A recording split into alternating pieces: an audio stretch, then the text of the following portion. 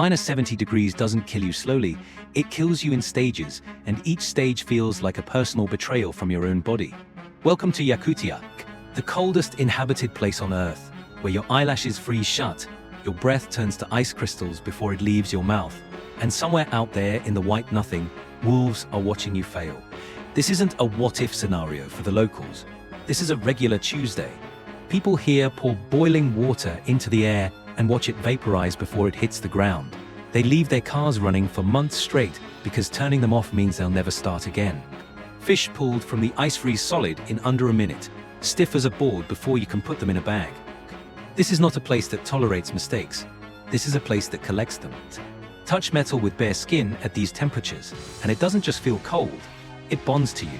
Ripping your hand away means leaving skin behind, frozen to the surface like the world's worst sticker. Spit and it crackles before it hits the ground.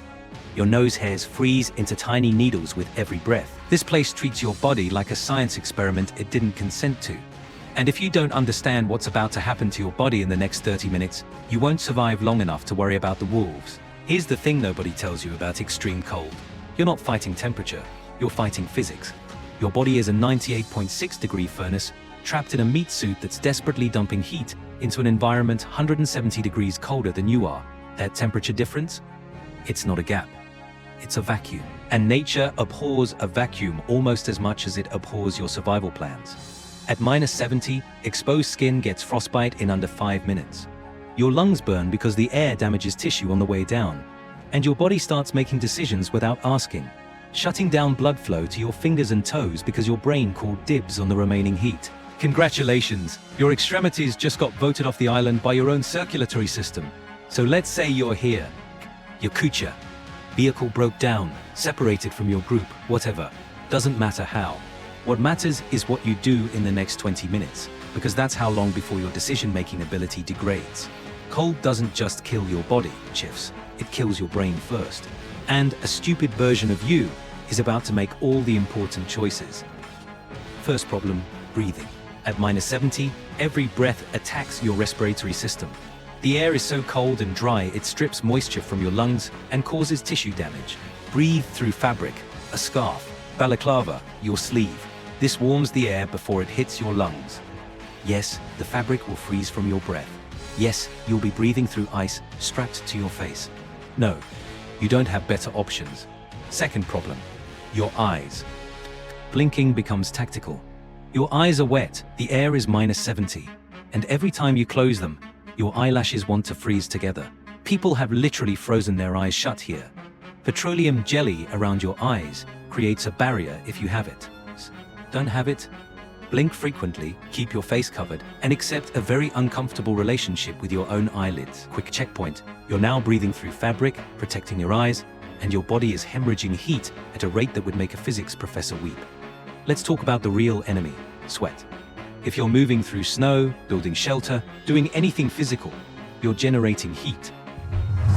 That sounds good until you realize that heat creates sweat, sweat creates moisture, moisture freezes, and frozen moisture against your skin is basically a death sentence wearing your own clothes. The Yakutian locals have a saying, if you sweat, you die. Not a figure of speech. Literal cause of death, documented repeatedly, learned the hard way by people who thought they could outwork the cold. So you move slow, deliberately, stop before you sweat. Vent your jacket before heat becomes moisture. Treat exertion like a loaded weapon pointed at your own chest. You're trying to exist in a thermal sweet spot the width of a razor blade. 1 degree too cold, you freeze. 1 degree too warm, you sweat. Both paths end the same way. Now, let's talk shelter, because standing outside philosophizing about thermodynamics is a great way to become a frozen philosophy lesson. You need to get out of the wind immediately. Wind chill at minus 70 pushes effective temperature to minus 90 or worse. At that point, you're not surviving. You're delaying the autopsy. If you have a vehicle, stay with it. Metal blocks, wind, interior holds residual heat, and search parties look for vehicles, not frozen bodies behind snowdrifts. No vehicle? You're building a snow shelter. Sounds counterintuitive. Digging into frozen material to escape freezing. But snow insulates. A proper snow cave runs 30 to 40 degrees warmer than outside. At minus 70, that means your shelter is merely minus 30 or 40. which is still absolutely brutal, but it's brutal you can survive. Congratulations, you've upgraded from certain death to probable survival. The bar is underground, and you just cleared it. Dig into a snowdrift, not down into flat ground. You want the entrance below your sleeping platform so cold air sinks away from you. Make it small, just big enough for your body. Every extra cubic foot is thermal real estate you have to heat with your own failing metabolism. A guy in 1997 built a shelter big enough to stand in. Rescuers found him frozen solid in the most spacious coffin in Siberian history. Use your hands initially, then a flat piece of debris, a pot lid, anything. Your bare hands on snow at -70 will stick and tear skin, so keep your gloves on even though it makes digging harder. Speed kills here, and not in the way you want. Poke a ventilation hole with a stick. Carbon dioxide buildup has killed people who did everything else right. Imagine surviving -70, building the perfect shelter, then suffocating because you forgot a hole in the ceilings. Nature's sense of humor is exclusively dark comedy. If you have a candle, light it.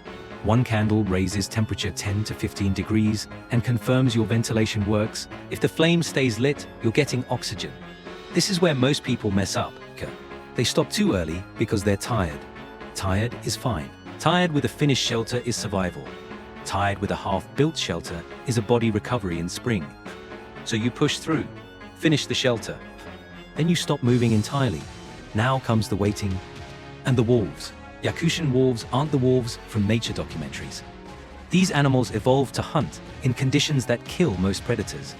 Bigger, denser fur, and they've learned that humans in distress are easier to catch than healthy caribou. They won't attack your shelter. Wolves avoid enclosed spaces where they can't maneuver.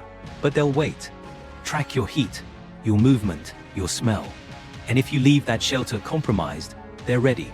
Good news, you're not on the menu while you're sheltered, making noise and not bleeding. Bad news, you can't stay there forever, and they know that. Hour 4 in the shelter. Your body is starting to adjust. Your metabolism is cranking at maximum, burning calories to generate heat. This is where food becomes critical. You're burning potentially 5,000 to 6,000 calories per day just existing in this cold. Every candy bar, every handful of nuts, every edible thing in your pocket is now a survival resource. No food, your body starts burning muscle, then organ tissue. You're eating yourself to stay warm, and that process has a very short runway. Hour 8, the psychological warfare begins. Extreme cold does something to your brain. The constant stress, the isolation, the physical discomfort, it starts to crack your mental foundations. People in survival situations at these temperatures report intense drowsiness, confusion, even hallucinations. And then you hear it, a sound outside. Not wind, not settling snow, footsteps, circling, multiple sets, the soft crunch of paws on frozen ground, deliberate and patient. You go silent. Every instinct screams at you to hold your breath. Through the walls of your shelter, you can almost feel them, 4, maybe 5 wolves, moving in a slow orbit around your position. One stops directly outside your entrance.